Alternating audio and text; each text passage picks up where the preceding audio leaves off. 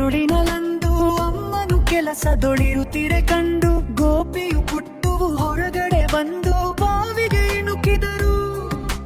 ಬಾವಿಲಿ ಚಂದ್ರನ ಬಿಂಬವ ಕಂಡು ಚಂದ್ರನು ಬಾವಿಗೆ ಬಿದ್ದನು ಎಂದು ಅಯ್ಯೋ ಪಾಪವೇ ಎನ್ನುತ್ತಲೊಂದು ಕೊಕ್ಕೆಯ ಹುಡುಕಿದರು.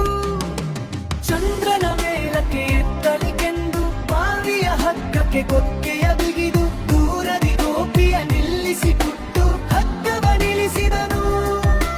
ಹಗ್ಗದ ಕೊಕ್ಕೆಯು ಕಲ್ಲಿಗೆ ಸಿಕ್ಕಿ ಪುಟ್ಟುವು ಚಂದ್ರನು ಸಿಕ್ಕೇ ಸಿಕ್ಕ ಎನ್ನುತ್ತ ತುಂಬಾ ಬಲದಿಂದಳೆಯೇ ಹಗ್ಗವು ತುಂಡಾಯ್ತು.